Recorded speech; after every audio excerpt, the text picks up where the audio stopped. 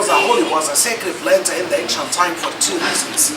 First reason, it was a holy plant because of the flower. It looks like the sun rays, and the rays of the sun was the symbol of the sun god Atul Ra. The second reason the plant was a holy because of the stem. It takes a shape of triangle like a small pyramid, and pyramid in the ancient time was a symbol of eternal life. We do the paper out of the stem of the plant, and the height of the stem up to 9 meters height and the width up to 4 inches. So to make the paper, we cut the stem according to the size we need. Now I'll show you how to make a small piece of paper like this one here. To be made, we cut the green cover like this. The green cover is not used, so the paper is made out of the inner part, the white part. It seems like sugar cane, and the plant is edible, so we can chew the white part to swallow the juice, and that is very healthy, you know. And they used it in the medicine, by the way. They used it in the treatment of spleen to prevent bleeding, high blood pressure, the pain of the stomach, the fresh wounds, and the plant is a good hypnotic. The green cover itself is strong and flexible, so they used it in making sandals, baskets, caps, ropes, boats, mats, and many other things. It's worth it to mention that the little basket of the prophet Moses, which is mentioned in the Bible, is made out of this. Back to the paper, we make it out of the white part. So we have to strip that white section in thin strips like this, but we got a problem. It's not strong enough to make the paper. It's easy to break because it contains like fiber, water, and sugar. That's why we're gonna use a wooden hammer like this to break the fibers, and that will make it stronger than before. So just like this we do. Then we use a rolling pin to stretch it out. I mean to expand it, so it's gonna be smooth when we touch. Then we soak the strips in a plain water like this for 6 days. From time to other, we change water every day to leach out the enzymes or the starch, not to help with some kind of fungi or harmful bacteria to grow to eat the paper. And we keep the strips soaked for 6 days to have a white papyrus like this, or 12 days to have a darker papyrus like that one up there. So the longer time in the water we keep is the darker papyrus we get.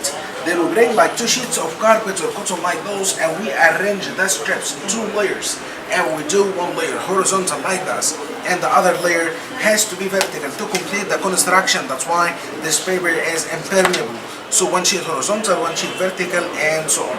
Then we cover and keep all under compression for another 6 days. Ancient Egyptian had no press machine like this, so instead of that heavy stones, especially the limestone, or an Egyptian woman to stay here for 6 days works too. So 6 days in water, another 6 days under compression, gonna be 12 days. Then we expose it to the sun to dry, to have a blank sheet of papyrus like this one here, which is the first kind of paper the man ever made, and the first recorded invention in the history of mankind.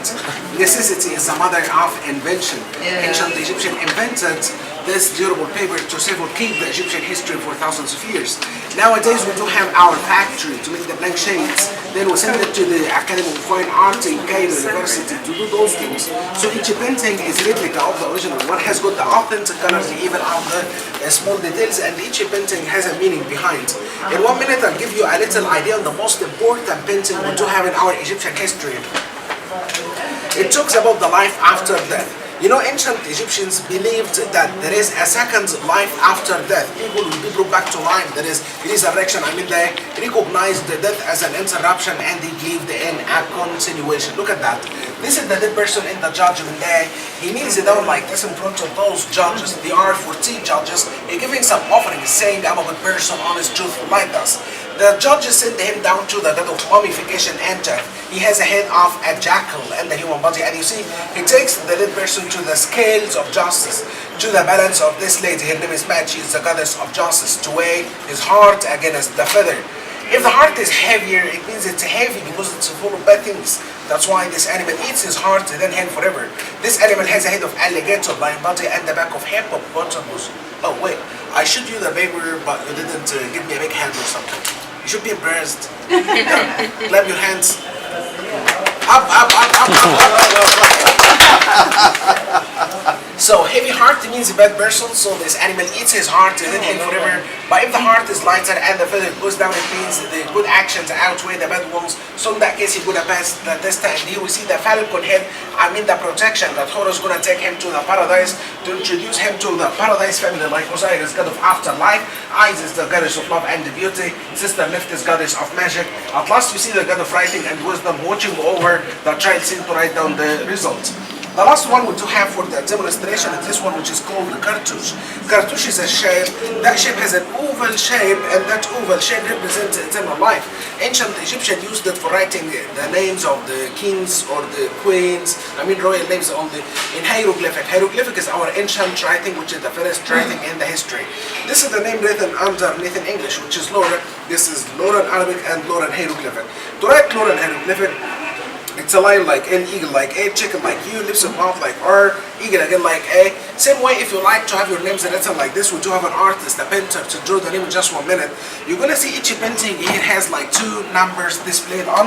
The top number stands for the good number, bottom number stands for the price in Egyptian pounds.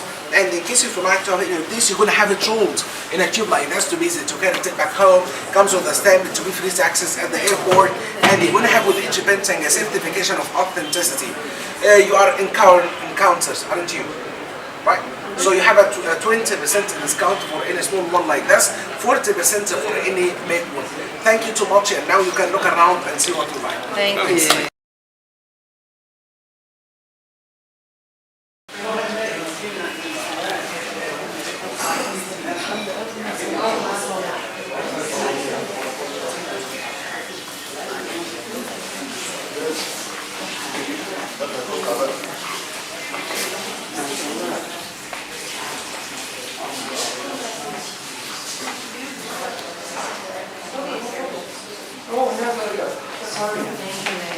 Sorry.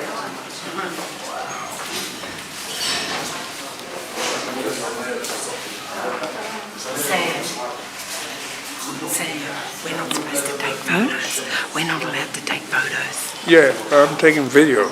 Oh, it doesn't matter. Yeah? It's not allowed to have photos because each artist has a copyright.